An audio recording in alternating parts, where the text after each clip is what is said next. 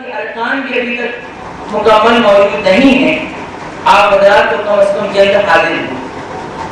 اس لیے میں بلا کسی تاخیر کے آج کی میٹنگ کا آغاز کرتے ہیں، اور آج کی میٹنگ کے صدارت کے لیے مولانا شہید اعجاز صاحب قاسمی کو ہم ان کے نام کا اعلان کرتے ہیں۔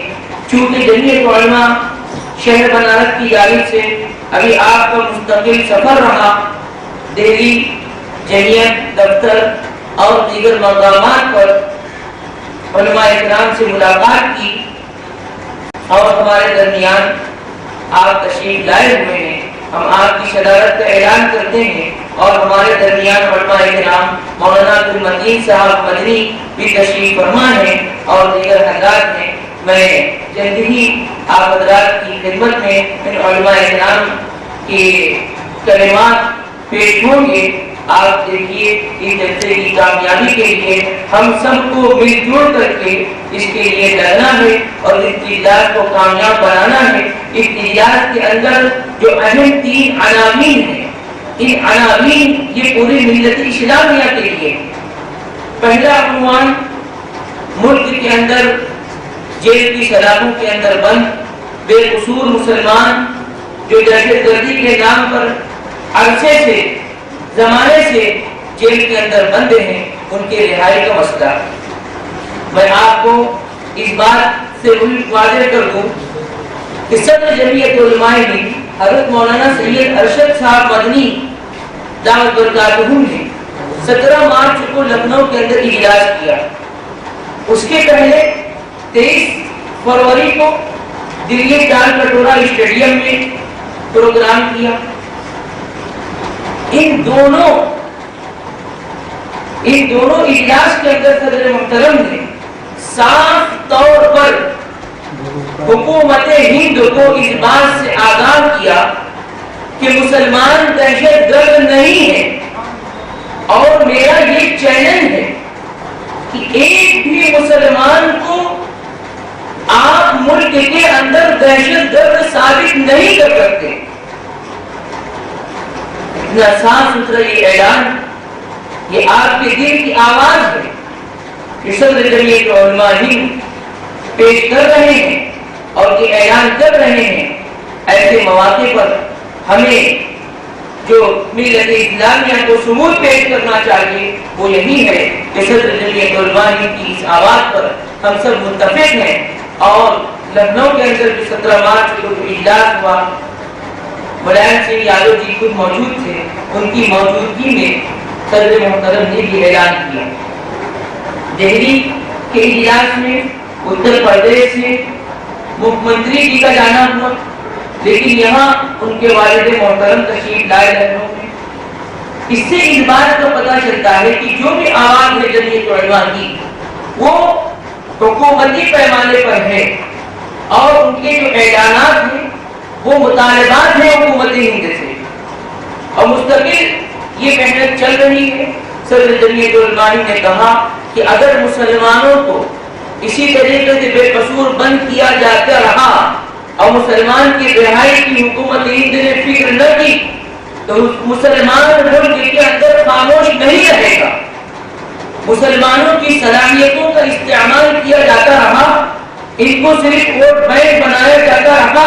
آج مسلمان اپنی صورتحال کو مد نظر رکھتے ہوئے 2014 کے الیکشن سے پہلے اپنی طاقت کو ظاہر کر دے گا ملک کے اندر، یا اس سے پہلے کہ حکومت ہند مسلمان کے مطالبات کو پورا کرنے میں لگ جائے۔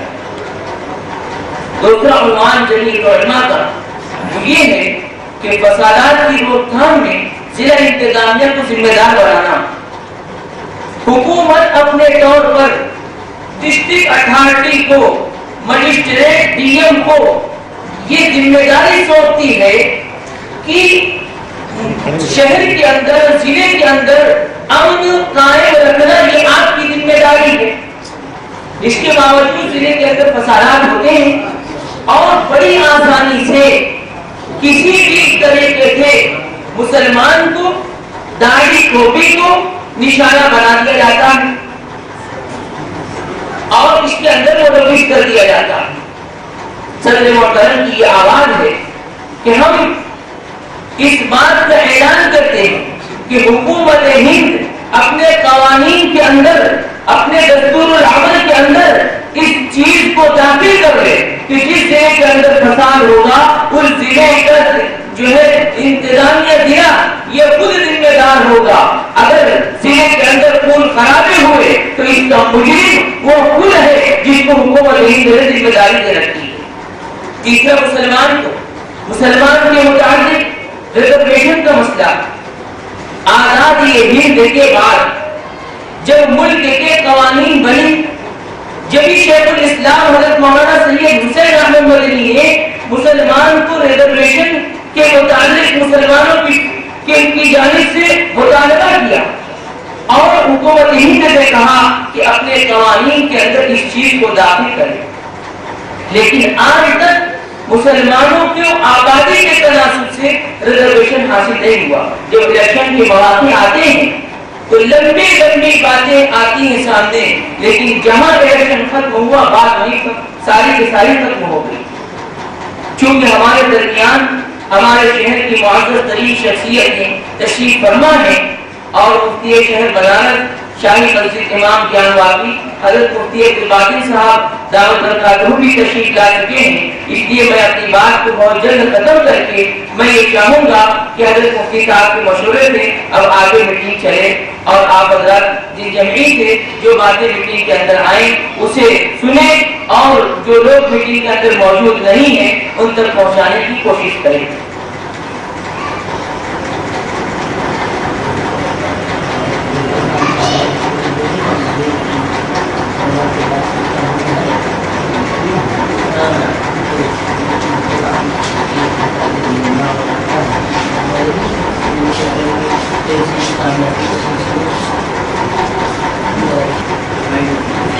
السلام علیکم ورحمۃ اللہ وبرکاتہ. اعوذ باللہ السمیع العلیم من الشیطان الرجیم. بسم اللہ الرحمن الرحیم. الحمد للہ والصلاۃ والسلام علی برادران عزیز،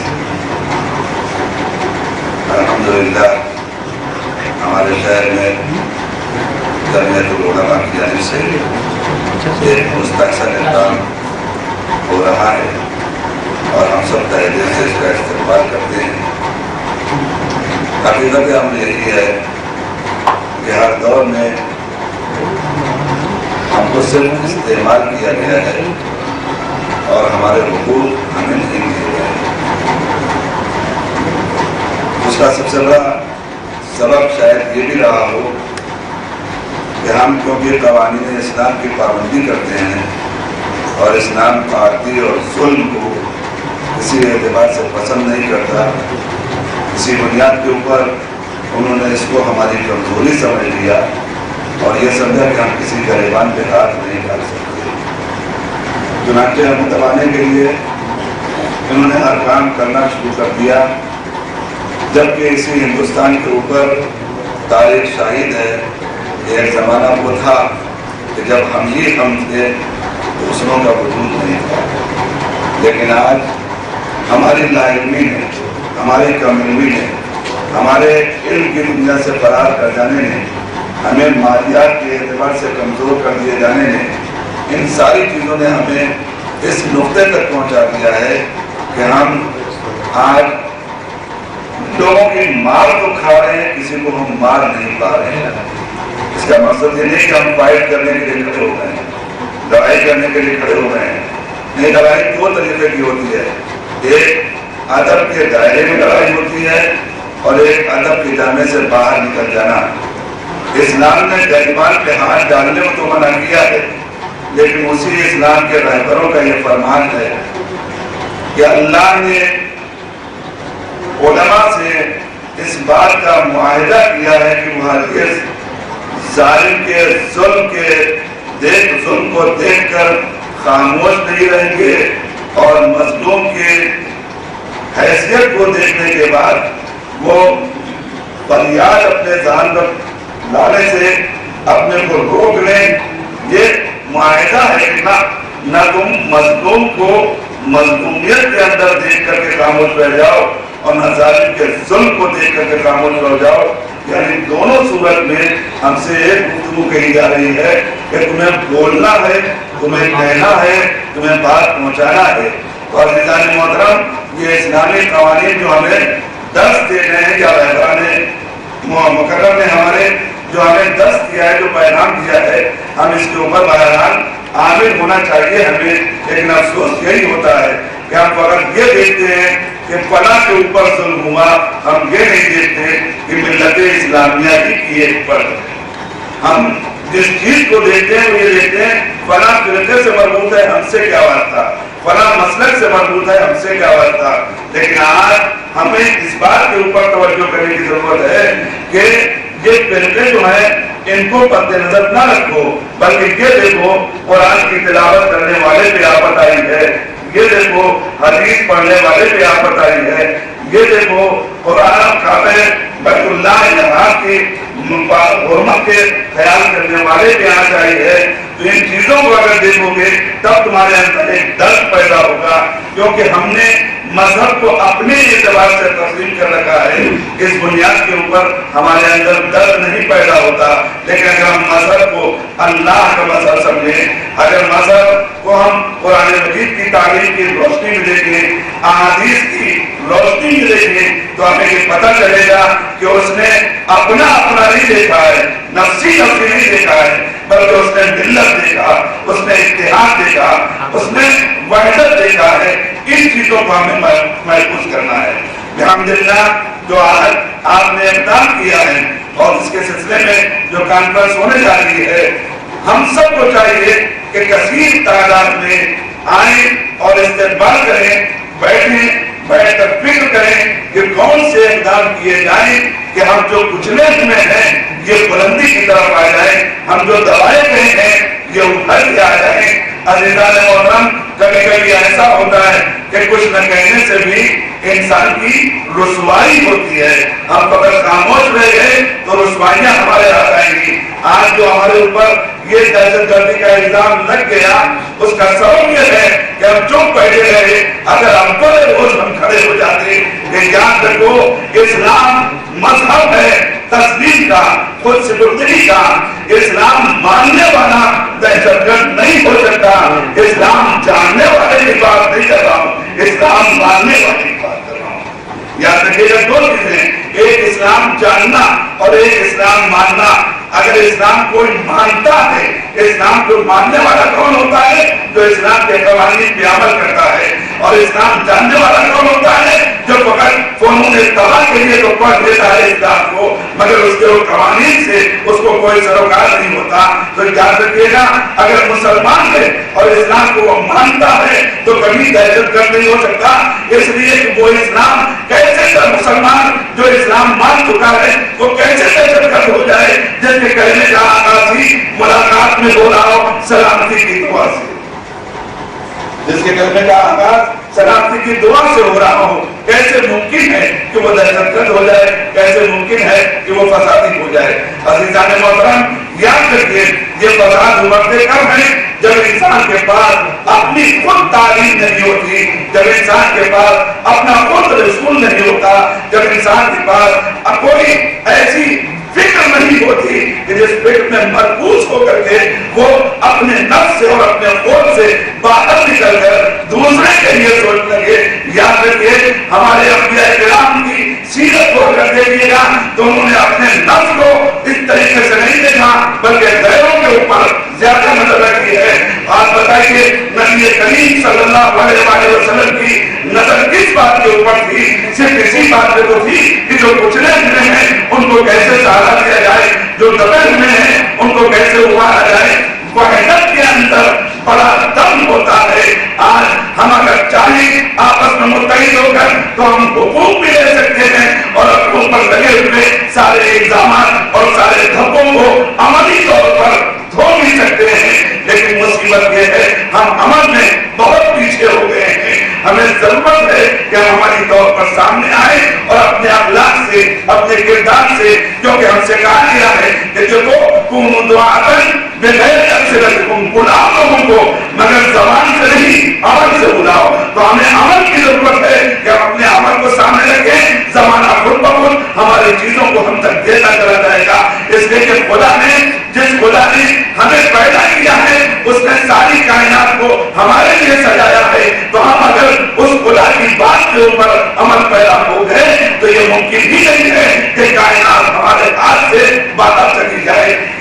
ہم حاصل کر سکتے ہیں، مگر پہلی شرط ہے کہ ایمان خدا کے اوپر مضبوط ہو جائے اور پیغام خدا کو اپنے سینے سے لگا لیا جائے۔ یہ باتیں میں صرف مختصر طور پر آج کے قدم میں عرض کر رہا ہوں، انشاءاللہ جو تقاریر ہوں گی جلسے میں اس میں آپ مستفید ہوں گے علماء کرام کے بیانات سے۔ اس وقت صرف اتنا کہنا ہے کہ الحمدللہ یہ مستحسن اقدام ہے، ہم سب کو ضرورت ہے کہ زیادہ سے زیادہ اس میں ایک دوسرے کا تعاون کریں اور اس جلسے کو کامیاب ترین جلسہ بنائیں تاکہ ہم بواقع دور اپنے حقوق لوگوں سے لے سکیں۔ یاد رکھیے گا جب انسان خاموشی کے ساتھ پیسہ کرے گا تو حق نہیں ملے گا۔ کبھی کبھی ضرورت ہوتی ہے کہ انسان تھوڑا سا اپنے قدم کو باہر نکالے تاکہ حق ملے۔ ہمیں بھی ضرورت ہے کہ تھوڑا سا روح لیں، ابھر کر سامنے آئے۔ مان کے حق نہیں ملتا ہے، چھین کے حق ملتا ہے۔ ہمیں اس منزل تک آنا چاہیے کہ ہم اپنے کو علمی دنیا میں اتنا مضبوط بنا دیں، مادیات کے اعتبار سے اتنا مضبوط بن جائے کہ کائنات ہم سے چیزوں کو سب نہ کر سکے بلکہ کائنات ہمارے سامنے جھکنے پہ مجبور ہو جائے۔ وآخر دعوانا ان الحمدللہ رب العالمین۔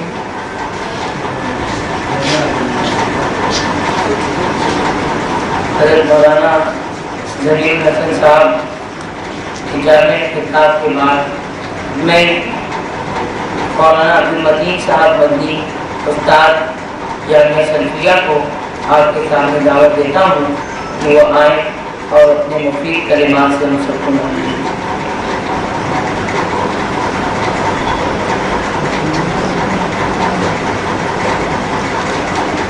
السلام علیکم ورحمۃ اللہ وبرکاتہ۔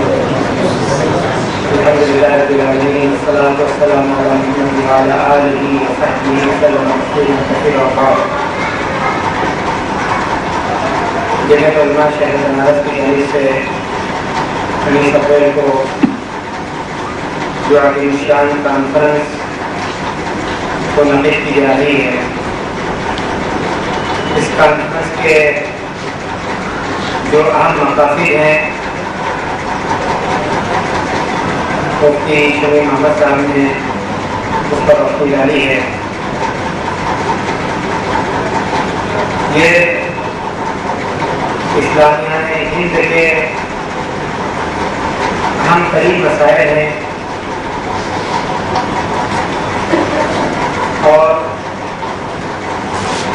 وقت کی اہم ضرورت ہے کہ اس طرح کی کانفرنس صرف اس شہر نہیں بلکہ پورے ملک میں منعقد کی جائے اور ہم ارباب اقتدار تک اپنے درد کو، اپنے قدر کو، اپنی آواز کو پہنچائیں اور اپنی حاضری سے یہ باور کریں کہ تمام ملت اسلامیہ ان مسائل کے سلسلے میں متفق اور متحد ہیں۔ یہ پوری ملت کے مسائل ہیں۔ حکومت ان مسائل کی اہمیت کو سمجھے، ان مسائل کے سلسلے میں اپنی نیت کو اور اپنے عمل کو صاف ستھرا کر لے۔ وہ یہ سمجھے کہ مسلمان کسی ملک کا ایک حصہ ہے اور اس ملک کے شہری ہونے کی حیثیت سے حکومت کی جو ذمہ داری ہوتی ہے، حکومت اپنی ذمہ داری کو محسوس کرے، ایک جیسا رویہ اور ایک جیسا سلوک مسلمانوں کے ساتھ کیا جائے۔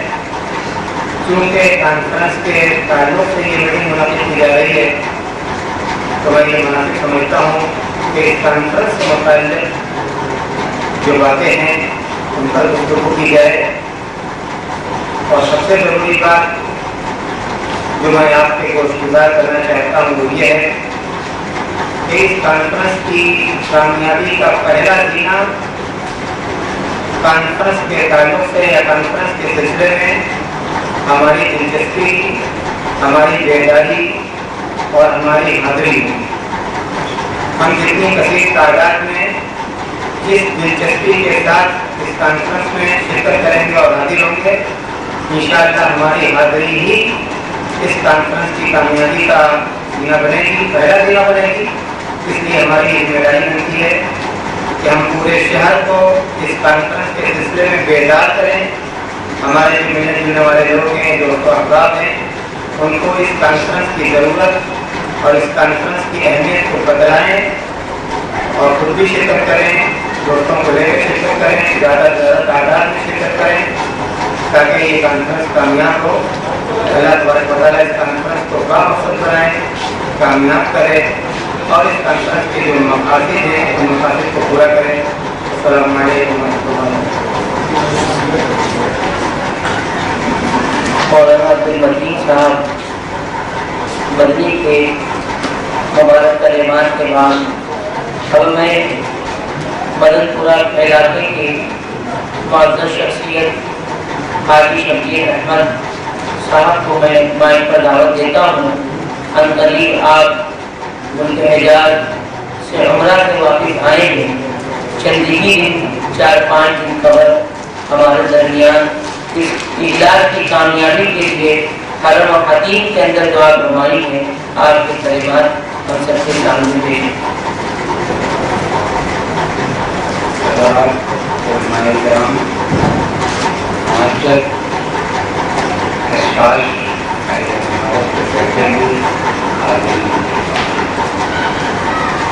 بہت سی باتیں سامنے آئی ہیں، لیکن ایک شعر ہے، اب بھی اگر نہیں سمجھو گے ہندوستان والوں، اب بھی اگر نہیں سمجھو گے ہندوستان والوں، تمہاری داستان کبھی نہ ہوگی داستان۔ میرے عزیز دوستوں، میرے بزرگوں، ہم آپ کی قیادت میں ملک کی سلامتی اور اپنے مذہب اسلام کی سلامتی کے لیے ہم زندہ رہیں گے یہ سوچ کر کہ ہمیں مذہب اسلام پر رہنا ہے اور مذہب اسلام کو حفاظت کے لیے۔ دیکھو میں ایک چیز بزرگوں نے ہمیں ملی، آقا نامدار نے دین کی دعوت دی، دین اسلام دنیا میں آیا، علماء کرام کی تاریخ ہمیں بتا دی، لیکن یہ بہت قیمتی چیز ایمان ہے، اس کی حفاظت کے لیے صحابہ کرام نے جانیں دی، اسلاف نے قربانیاں دی۔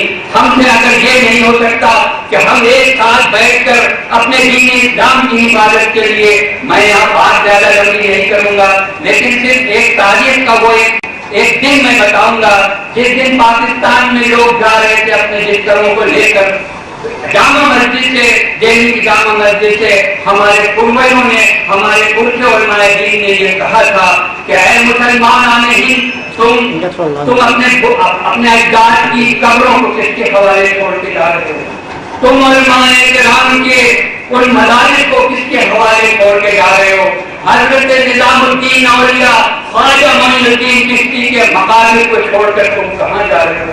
علماء کرام کے الفاظ میں درد تھا، اس میں وہ حقیقت تھی، اس میں وہ خون میں ڈوبا ہوا الفاظ تھا جس سے لوگوں کے دل کھلے۔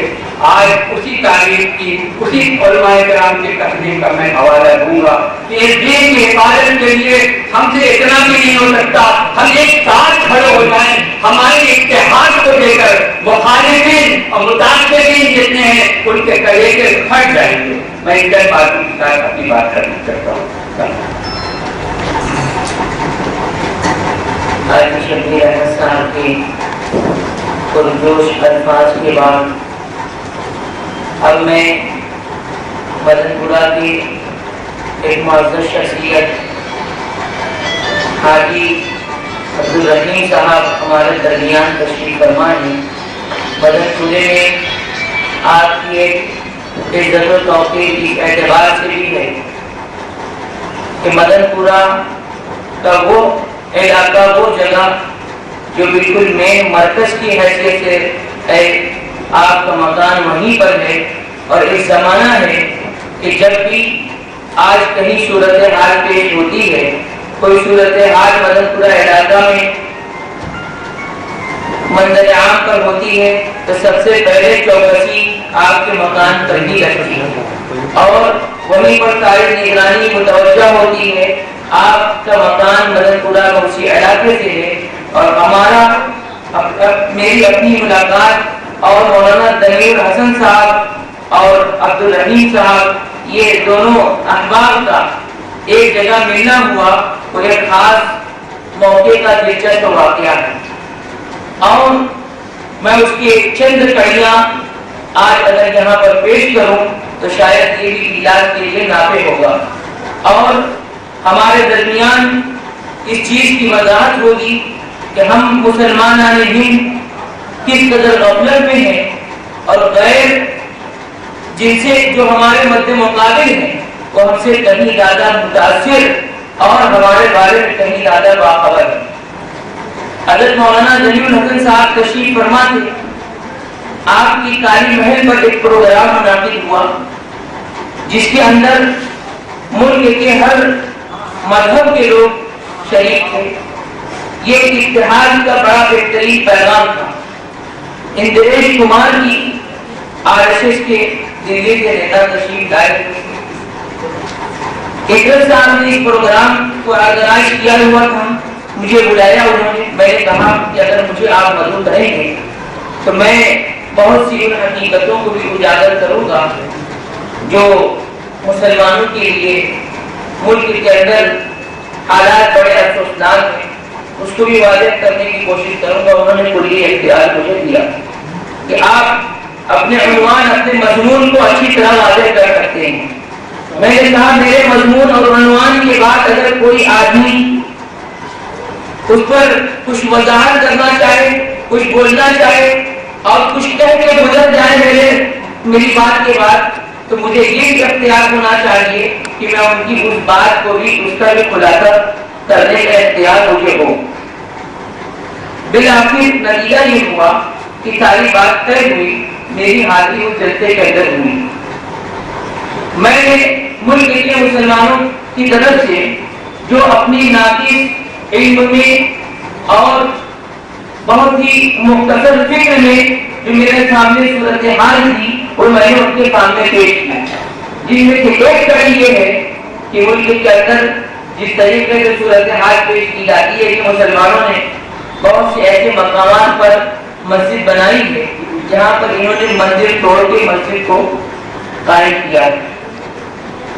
میں نے اس پر ان سے یہ کہا کہ وہ لوگ جو مسلم شریعت سے واقف نہیں ہے وہ شاید یہ بات کہہ سکتے ہیں، لیکن مسلم شریعت کو جانا جائے کہ اسلام میں مسجد بنانے کے متعلق کتنی پابندیاں ہیں۔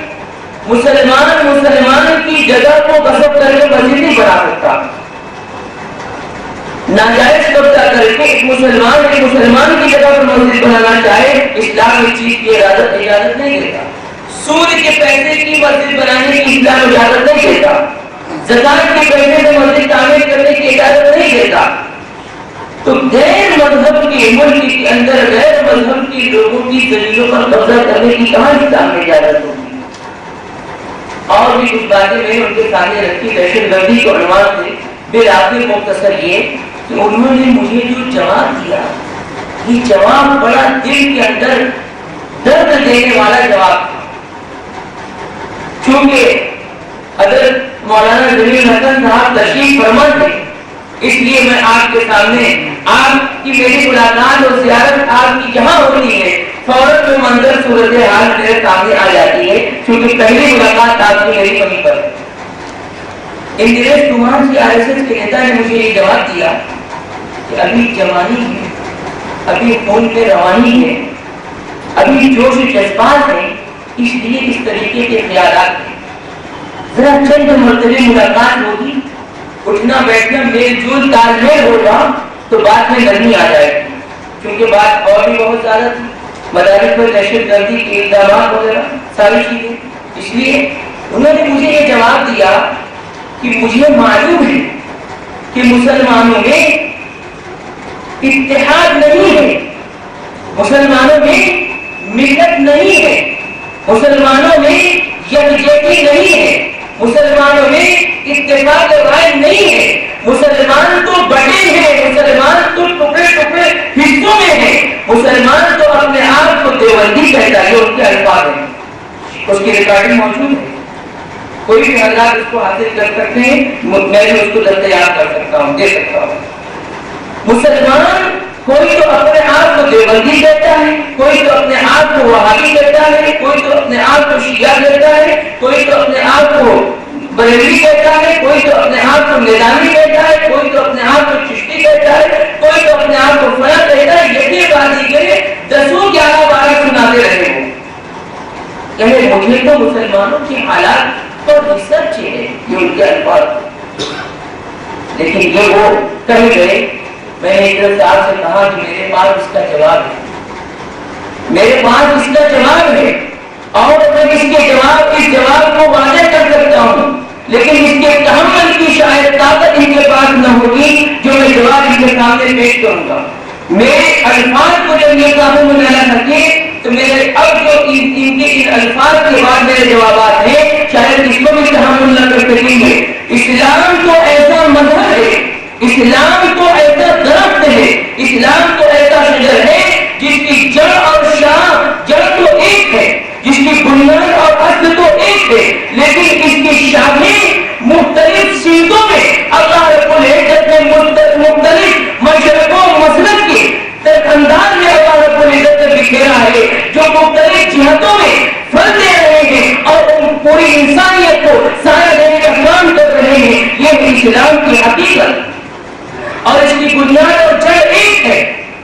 یہ ایسا مذہب نہیں ہے کہ ملک کے ایک کونے میں ایک شخص کی پوجا کی جائے اور ملک کے دوسرے کونے میں اس کے پنجے کو جلایا جائے۔ آپ دیکھ لیں ملک کے حالات، میں نام لوں گا شاید کسی کو تلخ لگے، ملک کی ایک حصے میں رام کی پوجا ہو، راون کو جلایا جائے، راون کی پوجا ہو، رام کو جلایا جائے۔ جس مذہب کا یہ معیار ہے وہ اسلام پر کے آواز بلند کرے، اپنے دستور، اپنے حرکات کو اپنے گریبان میں ڈال کے دیکھے۔ اسلام ایک ہے، اسلام ایک رہا ہے، اسلام ایک رہے گا۔ اس کی مثال اللہ رب العزت والجلال نے اپنے گھر بیت اللہ کے ارد گرد دنیا کی اسلامیت کو، دنیا کے مسلمانوں کو متحد کر کے دکھا دیا کہ تم دنیا میں کسی انداز سے رہو، دنیا میں تمہارے رہنے کے انداز جو بھی ہو، لیکن میرے گھر پہنچ کر تم ایک ہو جاؤ۔ ایک ہوئے بغیر تم میرے بارگاہ میں قبول نہیں ہو سکتے،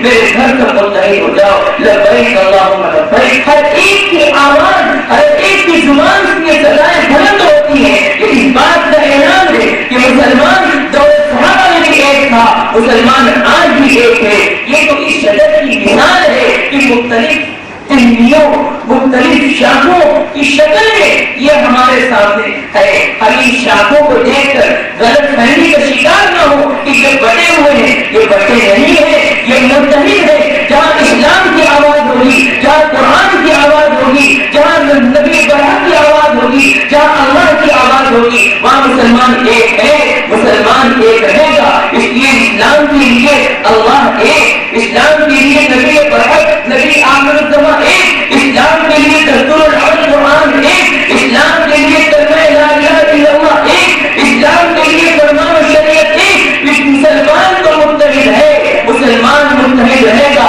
شاید میرے دل کے اندر اس وقت اندریش کمار کی ان الفاظ جو درد بھری ہوئی تھی، اللہ رب العزت نے اس ناچیز سے یہ کام لیا ہے کہ بین آباد کے اندر آج ملک ایسے ناچیز کی آواز پر اور حضرت صدر محترم صدر جمعیت علماء ہند کے حکم پر جب مجھ سے یہ اس جلسے کا بار میرے سر پر ڈال رہے تھے، میں بار بار انکار کر رہا تھا، ان کے خون بھی آ رہے تھے تو میں جسارت میری طاقت سے باہر تھا، میں خون بھی نہیں اٹھا رہا تھا، لیکن ان کے اصرار پر یہ ہمت اس لیے گوارا کیا کہ صدر محترم کی یہ حکم ہے، اللہ رب العزت کی مدد شامل حال ہوگی۔ ہم اس فریاد کو قوم کے سامنے، ملت اسلامیہ کے سامنے پیش کرتے کہ فقط اللہ کی مدد سے، فقط اللہ کی نصرت سے، فقط اللہ کی تعریف سے، فقط اللہ کے کرم و احسان کی بدولت یہ اجلاس منعقد کیا گیا ہے۔ آپ حضرات اس اجلاس کو کامیاب کریں گے، یہ اجلاس ملت اسلامیہ کا پیغام ہے،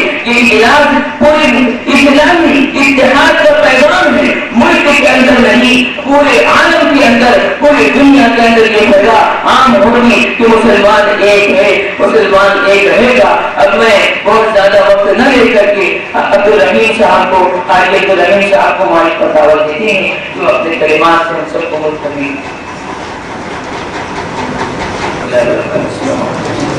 حاضرین مجلس، جمعیت علماء ہند نے 19 تاریخ کو بنی آباد کے عظیم الشان میدان میں جو اجلاس عام منعقد کیا ہے، یہ وہ بہت پہلے یہ اجلاس کرنے کی ضرورت تھی، بہر کر دیا ہے درست ہے۔ آج ہم مسلمانوں پر، امت مسلمہ پر جس طرح پوری دنیا میں کیچڑ اچھالا جا رہا ہے، مجھے بدنام کیا جا رہا ہے، یہ سب جھوٹی اور مکاری اور فریب کاری کا نتیجہ ہے۔ 19 تاریخ کو جو ہمارا اجلاس بنی آباد کے میدان میں ہو رہا ہے، آج اس سے ہم یہ ثابت کر دیں گے انشاءاللہ تعالی کہ جہاں جہاں اسلام ہے وہاں پرجوالیت نہیں ہے، وہاں دہشت پسندی نہیں ہے، اور جہاں جہاں دہشت پسندی ہے وہاں اسلام نہیں ہے۔ میں اس موقع پہ مفتی شمیم صاحب کو مزید مبارکباد دیتا ہوں اور میں دعا کرتا ہوں کہ اللہ تعالیٰ یہ اجلاس کو پوروانچل کا ہی نہیں بلکہ سارے ہندوستان کا ایک تاریخ ساز اجلاس کرتا ہے۔ السلام علیکم۔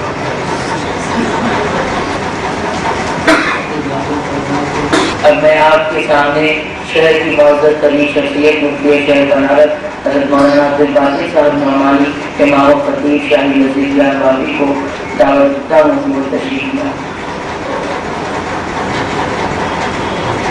بسم اللہ الرحمن الرحیم، نحمده ونصلی علی رسوله الکریم، اما بعد، محترم علماء کرام، معزز حاضرین اجلاس،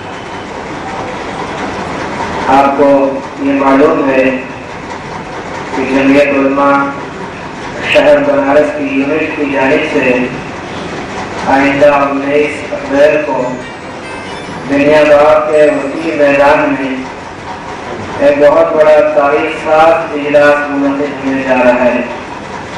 آج اس اجلاس کے تعلق ہی سے ہم یہاں پہ اکٹھا ہے اور یہ غور و فکر کرنے کے لیے کہ اس اجلاس کو کیسے کامیاب بنایا جائے۔ محترم دوستوں، بزرگوں، اجلاس کی کامیابی کا معیار کیا ہے؟ کیا ہو تو سمجھا جائے کہ یہ جلسہ کامیاب ہوا؟ جلسے تو بہت سارے ہوئے اور ہوتے ہی ہیں۔ اس ملک کی آزادی سے پہلے مسلمانوں کی ملک کے کہیں کیا قربانیاں نہیں ہیں؟ ملک کو آزاد کرانے کے لیے مسلمانوں نے کیا کیا کیا ہے؟ جان مال کون سی ایسی چیز ہے جس کی قربانیاں ہم نے نہیں دی؟ اور پھر ملک کی آزادی کے بعد فوراً ہی ہمیں اس ملک کی کو آزاد کرانے کا انعام ملنا شروع ہو گیا۔ سب سے پہلے جو دردناک حادثہ پیش آیا وہ ملک کے تقسیم کا، بٹوارے کا، اس بٹوارے کا الزام لگا کر ہمارے ہی دامن کو داغدار کر دیا گیا، اور یہ بالکل اس بات کی پرواہ نہ کی گئی کہ جو لوگ اس ملک کو آزاد کرانے کے لیے جان اور مال کی قربانیاں بے دریغ اور بے لوث پیش کر سکتے ہیں، وہ ملک کو 2 ٹکڑوں میں بانٹ دینا کیسے گوارا کر سکتے ہیں؟ غلطی کچھ لوگوں نے کیا اور اس کی باقاعدہ طے کے اندر جائیں گے تو اس کی تاریخ ملے گی اور حقیقت کھل کر سامنے آ جائے گی، اور آ بھی چکی ہے۔ یہ الگ بات ہے کہ وہ پردہ پوشی کر دی جائے اور حقیقت کو نظر انداز کر دیا جائے، کہ ملک کے بंटवारा کرنے والوں میں کن لوگوں کا ہاتھ تھا، لیکن الزام عائد کیا گیا ہمارے اوپر اور دامن کو داغدار بنایا گیا، ہمارے دامن کو داغدار بنایا گیا اور اس وقت یہ الزام عائد کیا گیا۔ اس کے بعد پھر جیسے جیسے زمانہ آگے بڑھتا گیا مختلف قسم کے الزامات عائد کر کے سن 47 سے لے کر اب تک 60-65 سال کے عرصے میں نہ جانے کئی ہزار فیصلہ وارانہ فسادات برپا کیے گئے اور اس میں ہم تمام لوگوں کو کس طریقے سے ہماری جان مال عزت آبرو سے کھلواڑ کیا گیا اور ان ساری چیزوں کا لامتناہی سلسلہ افسوس کے آج بھی جاری ہے۔ یہی نہیں، اس کے بعد پھر جب ہم میدان میں ابھی مقابلہ کرتے رہے، الزامات کو جھوٹا ثابت کرتے رہے، مزید نئے نئے الزامات ہمارے اوپر عائد کیے جاتے رہے، ہمارے مدارس کو نشانہ بنایا گیا، ہمارے علماء کو نشانہ بنایا گیا، ہمارے خانقاہوں کو نشانہ بنایا گیا، ہماری عبادت گاہوں کو نشانہ بنا کر ان کو بند کرنے کی سازشیں رچی گئی، کبھی دہشت گردی کا الزام لگا کر، کبھی بنیاد پرستی کا الزام لگا کر، کبھی ملک کا غدار ہونے کا الزام لگا کر مختلف قسم کے ہمارے خلاف کارروائیاں ایک زمانے سے کی جا رہی ہیں اور ان کا سلسلہ آج بھی جاری ہے۔ یہ میٹنگ جو منعقد ہو رہی ہے، یہ اجلاس جو ہونے جا رہا ہے، وہ انہی سارے الزامات کے خلاف، انہی سارے حالات کے خلاف یہ ہو رہا ہے کہ ہم یہ ثابت کر دیں کہ اب تک جو کچھ ہوا ہمارے خلاف، ہمارے کو الزام تراشی ہوئی، ہم پر ظلم ہوا اور اس ظلم کو ختم کر کے ہم کو آزاد فضا میں سانس لینے کی پوری اجازت اور پورا حق ہمارا واپس کیا جائے اور ہم آرام اور چین و سکون کے ساتھ زندگی گزارنے والے ہوں۔ اگر یہ مانگ ہماری پوری ہو جاتی ہے اور یہ مطالبہ پورا ہو جاتا ہے، بھلے اس طریقے کا جلسہ کئی ایک کرنا پڑ جائے، تب جا کر میرے دوستوں بزرگوں ہم سمجھیں گے کہ ہمارا یہ اجلاس اور ہماری یہ محنت رنگ لائی اور ہمارا یہ جلسہ کامیاب ہوا۔ اگر ہم یہ سمجھ لیں کہ بہت بڑی تعداد میں ہم میدان دنیا بات کو بھر لیں اور اپنی بات کہہ لیں تو جلسے کی کامیابی اس کا نام ہے، بالکل غلط۔ جلسے کی کامیابی اس کا نام نہیں ہے۔ اس طرح کے جلسے بہت ہو چکے ہیں اور ہوتے ہی رہتے ہیں۔ اصل جلسے کی کامیابی ہے کہ جس مقصد کے تحت اس اجلاس کا انعقاد عمل میں آ رہا ہے اس کے اندر کامیابی بھرپور حاصل ہو جائے۔ تو انہی سارے مقاصد کو سامنے رکھ کر یہ اجلاس منعقد ہو رہا ہے اور اس کے ساتھ ساتھ آپ نے اشتہار میں دیکھا ہوگا کہ جہاں مسلم نوجوانوں کو ادھر تقریباً 10 سالوں سے بے قصور اور خاص طور سے انہی لڑکوں کو گرفتار کرنے کی کوشش کی جا رہی ہے جنہوں نے جدید تاریخ سے آراستہ ہو کر ترقی کی راہ پر پہنچنے کی جدوجہد اور کوشش کی اور بہت حد تک کامیاب بھی ہوئے۔ انہی لڑکوں کو خاص طور سے نشانہ بنا کر گرفتار کیا گیا، الزامات عائد کیے گئے اور وہ بیچارے جب ان کے والدین نے بڑی بڑی تمناؤں اور آرزوؤں کے ساتھ ان کو اعلیٰ تعلیم دلائی اور انہوں نے کافی محنت اور جدوجہد اور زر کثیر خرچ کر کے تعلیم حاصل کی تو اس کا نتیجہ جیل کے قید و بند کی صحبتوں کی شکل میں برآمد ہوا۔ یہ سارے حالات بنانے میں کس کا ہاتھ ہے؟ میرے دوستوں بزرگوں، کوئی بات چھپی ہوئی نہیں ہے، ہر ایک کو یہ معلوم ہے کہ ان حالات کو پیدا کرنے میں کن لوگوں کا ہاتھ ہے۔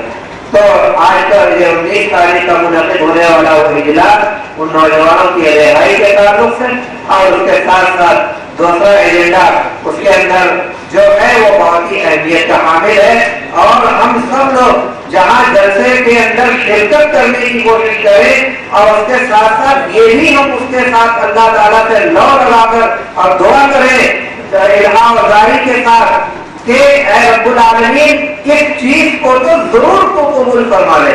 وہ کیا ہے کہ آپ نے ابھی میں نے کہا اور دیکھتے بھی آپ نے کہ آزادی کے بعد سے لے کر اب تک کئی ہزار کی تعداد میں فرقہ وارانہ فسادات ہوئے اور سیدھے نگرانا ہمیں بنایا گیا. ہماری جان مال کاروبار مکان زمین دکان کیا کیا نہیں لوٹا گیا, کیا کیا نہیں کیا گیا. اور آج بھی یہ سلسلہ جاری.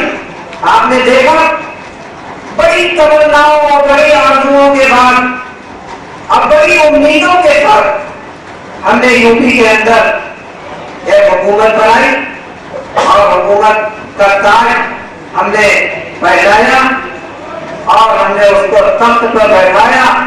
بڑی تمناؤں اور امیدوں کے بعد آپ نے دیکھ لیا کہ صرف ایک سال کے اندر اندر 27 فرقہ وارانہ فسادات میں اتنا بڑا انعام ہم لوگوں کو دیا گیا.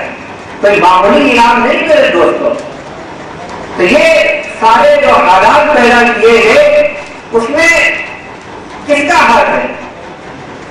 تو یہ جو دوسرا ایجنڈا اس 19 تاریخ کے جلسے کے اندر کے رکھا گیا ہے وہ یہی ہے کہ دل کے اندر آپ جائیں گے ان فرقہ وارانہ فسادات کے معاملے میں تو آپ کو سیدھے سیدھے یہ سمجھ آئے گا کہ اس شہر کی ضلع انتظامیہ پورے طور پر ان حالات سے پیدا کرنے میں ملوث ہوتی ہے. چاہے بنارس کا معاملہ ہو, فیض آباد کا معاملہ ہو, ایودھیا کا ہو, مراد آباد کا ہو, بارہ بنکی کا ہو اور میرٹھ کا ہو, ہریانہ کا ہو, ہاشی پورہ کا ہو, لکھنؤ کا ہو اور پرتاپ گڑھ کا ہو, جہاں کہیں بھی آپ چلے جائیے آپ جب تک کے اندر جائیں گے تو سیدھے سیدھے ذمہ دار اور قصوروار وہاں کے شہری انتظامیہ اور پولیس پرشاسن کو آپ پائیں گے. اس کے اندر کوئی ذرہ برابر بھی کوئی شک شبہ کی بات نہیں. اگر پولیس پرشاسن اپنی پوری ذمہ داری کے ساتھ حالات کا مقابلہ کرے, کنٹرول کرے تو مزہ نہیں اس طریقے کا فرقہ وارانہ فساد پیدا ہو جائے اور ایک آدمی کی لاش کہیں گر جائے یا کسی کی مذہبی عبادت گاہوں کے اوپر کسی طریقے کا نقصان پہنچ جائے. مزاق نہیں کیوں ہو جائے, ملک بھی نہیں ہے سارے قصوروار سب سے پہلے.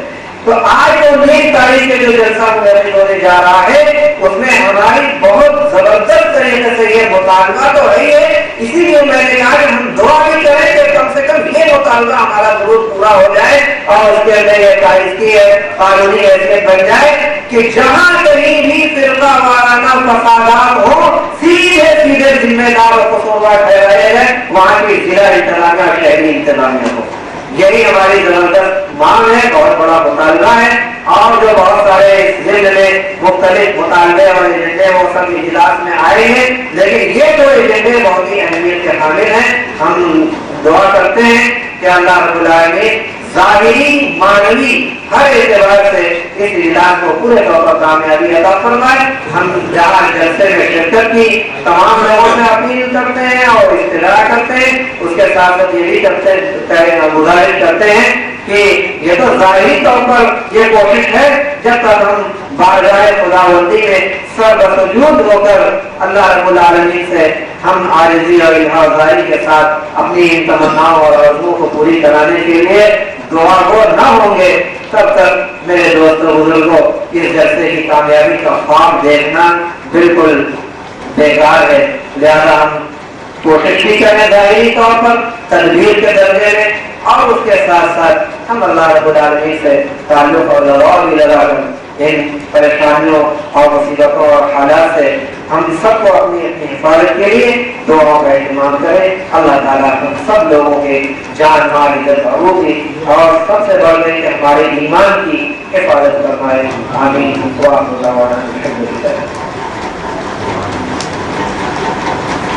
حضرت مفتی بنارس کے اہم خطاب اور مشوروں کے بعد اب میں اب تک کی کوشش کے متعلق کچھ باتیں عرض کر دوں کہ جمعیت علماء شہر بنارس نے اس اجلاس کے لیے کیا کوششیں کی ہیں اور آگے کس قدر محنت کی ضرورت ہے.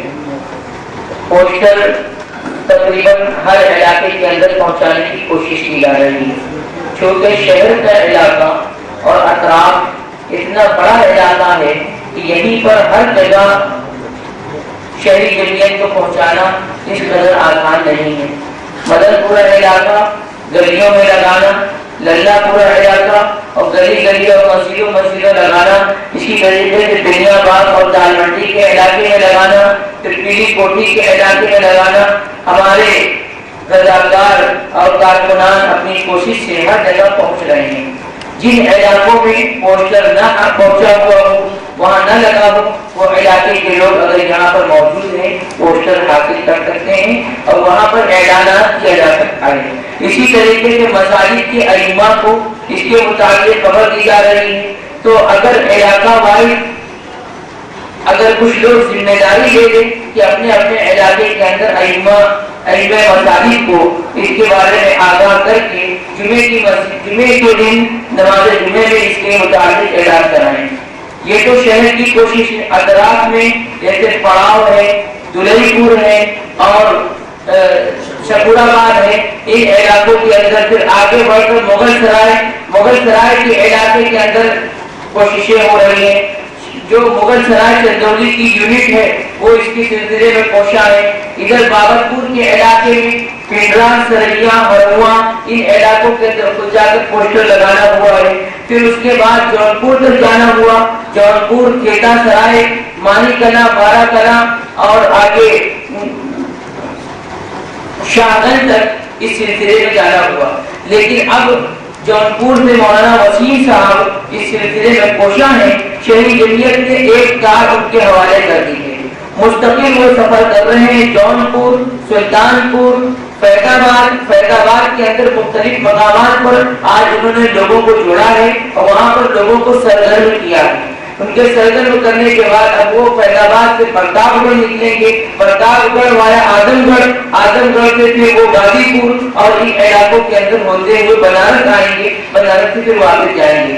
اسی طریقے سے چندولی کے علاقے کے اندر مستقل محنت کرنے کے لیے کچھ افراد کو متعین کیا جا رہا ہے کہ ان کو روانہ کیا جائے۔ تو جو حضرات اپنے طرف سے کچھ وقت دینا چاہتے ہیں وہ بھی اپنے نام کا اندراج کرا دیں تاکہ وہ وقت ضرورت ان کے صلاحیتوں کو کچھ استعمال کیا جا سکے۔ تو شہری جمعیت نے اپنے افراد کے مشورے سے جہاں تک جس قدر کوششیں ہو سکی وہ صدر جمعیت علماء کے حکم پر وہ کام بدستور جاری ہے اور لوگوں تک خبر دی جا رہی ہے۔ اور آج کی میٹنگ کے اندر اسی لیے آپ حضرات کو مدعو کیا گیا ہے۔ لوٹا کا علاقہ امام صاحب لوٹا کے حافظ احمد دین صاحب تشریف فرما ہے اور اسی طریقے سے ادھم بھائی اور حاجی نور الدین صاحب یہ لوٹا کے یہ حضرات ہیں جو مستقل لوٹا، کوٹواں اور اس کے آگے منگل پور، جنسا ان علاقوں کے اندر مستقل محنت کر رہے ہیں اور لوگوں کو چھوڑ رہے ہیں۔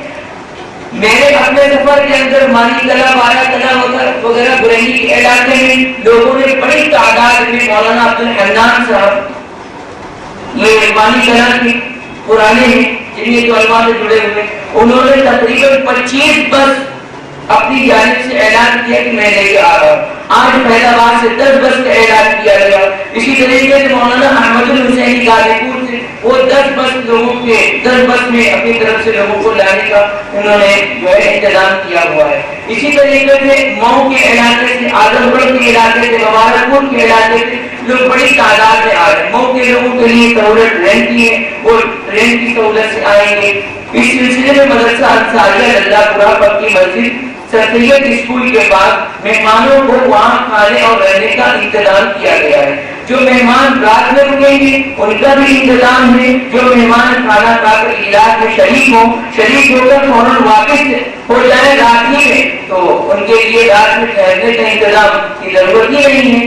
اسی طریقے سے جلسے کی تیاری، صدر محترم کے حکم پر جلسے کی تیاری بعد نماز عشاء رکھی گئی تھی اور اسی کے حساب سے ہمارے پوسٹر تیار تھے۔ جب یہ پوسٹر صدر جمعیت علماء کی خدمت میں پیش ہوا تو انہوں نے دیکھا اور کہا کہ بنارس کے اندر اجلاس کی جس پیمانے پر تیاری کی گئی ہے اور شہر کی شخصیتوں کو جوڑا گیا ہے، یہ عشاء کی نماز کے بعد سے رات 12 ساڑھے 12 تک اس جلسے کو ختم کیا جائے تو ساری شخصیتوں کی صلاحیت منظر عام پر نہیں آ پائے گی. اس لیے اس اجلاس کو بعد نماز مغرب کر دیا جائے. اس اجلاس کا آغاز بعد نماز مغرب کر دیا جائے اور مغرب کی نماز کے بعد اجلاس کو شروع کیا جائے تاکہ ہر شخصیت جو ہے اپنے انداز سے اس اجلاس کے متعلق خطاب فرمائے اور مغرب کے بعد عشاء کی نماز دنیا باغ کے میدان میں ہو جائے اور عشاء کے بعد کی جلسہ چلتا رہے تاکہ بہت دیر رات تک نہ چلے. 12 ساڑھے 12 بالآخر تک ہو جائے.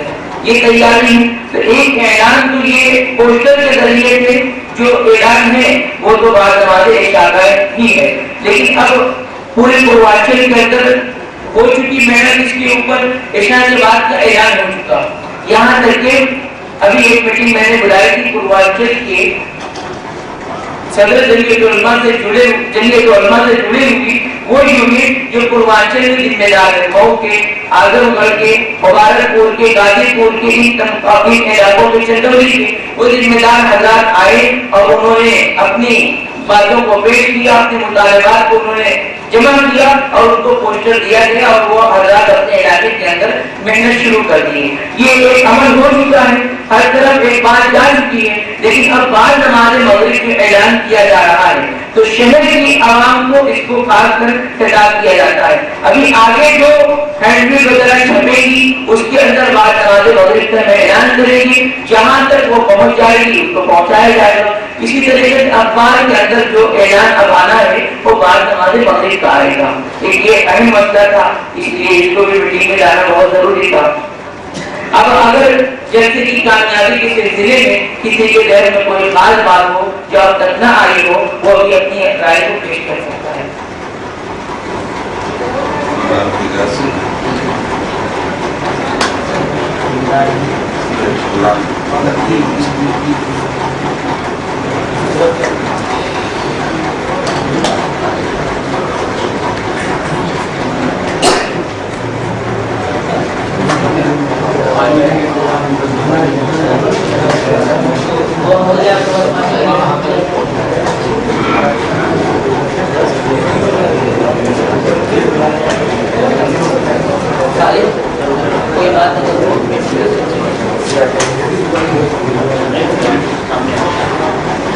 ایک اعلان یہ ہے کہ بعد نماز عشاء مدن پورہ حاجی جمال عبد ناصر صاحب کے مکان پر جلسے کے سلسلے میں روزانہ بیٹھنا ہوتا ہے.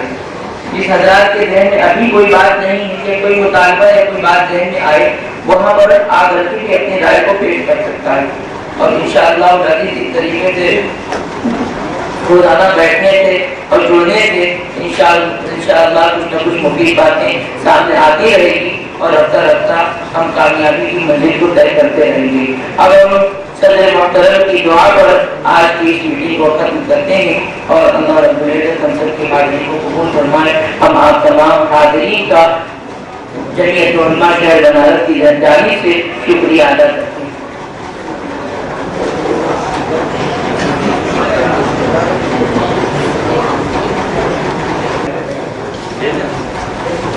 اور مختلف وقت محفل کے حضرات علماء کرام کا اجتماع ہونا قابل ستائش ہے اور یہ ہماری اجتماعیت کی واضح مثال ہے. حضرات علماء کرام نے ابھی جو اپنے مفید مشوروں سے ہمیں نوازا ہے, دعا فرمائی کہ اللہ رب العزت کامیابی نصیب فرمائے اور خاص طور سے ہمارے مفتی شہر مفتی عبدالباقر نعمانی مدد اللہ العالی نے جو باتیں ارشاد فرمائی ہیں یہ ساری تدبیریں فیصلہ تو اللہ کی طرف سے ہوگا, اس لیے کہ فعال حقیقی اللہ کی ذات ہے. اللہ بندوں کی طرف اور طلب کی بنیاد پر فیصلہ فرماتے ہیں. اس لیے ہم صرف ظاہری تدبیروں تک محدود نہ رہیں بلکہ اللہ کے سامنے روئے دھوئیں. اور خاص طور سے ہمارا جو اس وقت سفر ہوا اس میں مولانا طرح صاحب دامن برکاتہ نے خاص طور سے فرمایا کہ اعتکاف کا بھی خصوصی اہتمام کیا جائے. اللہ کو منانے کی ضرورت ہے. اس وقت پورے ملک کے اندر خاص طور سے جو حالات پیدا ہو رہے ہیں، یہ حالات تو اللہ کے دور کرنے سے دور ہوں گے. یہ ساری تدبیریں ہیں، اگر اللہ کا امر ہو گیا تو اللہ رب العزت کامیابی سے ہمکنار فرمائیں گے. اس لیے دعا کا اہتمام ہو، رونا دھونا ہو، تہجد کا اہتمام ہو، اور اعتکاف میں بھی لوگوں کو بٹھایا جائے. اور تدبیر کے اعتبار سے جتنی باتیں حضرات علماء کرام نے ابھی بطور مشورہ کے فرمائی، ہمیں اپنی ذات سے اس کے اوپر عمل پیرا ہونا ہے اور اس پیغام کو زیادہ سے زیادہ افراد تک پہنچانا ہے. اللہ رب العزت ہم سب کو عمل کی توفیق نصیب فرمائے. دعا فرمائے. اللهم صل على سيدنا مولانا محمد وعلى آل سيدنا مولانا محمد وبارك وسلم. ربنا ظلمنا أنفسنا وإن لم تغفر لنا وترحمنا لنكونن من الخاسرين.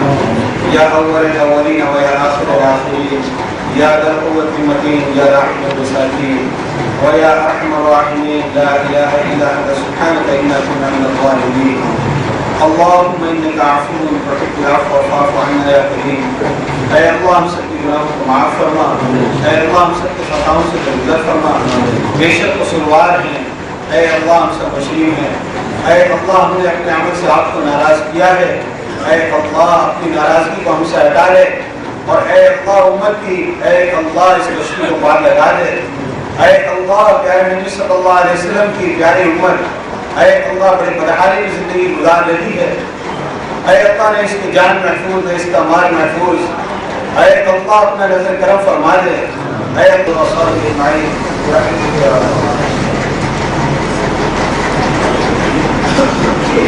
افسرات تھوڑی دیر تشریف رکھیں. دار بندی کے سرائے ہاڑے کے معزز داغیوں نے کچھ نظم کیا ہے.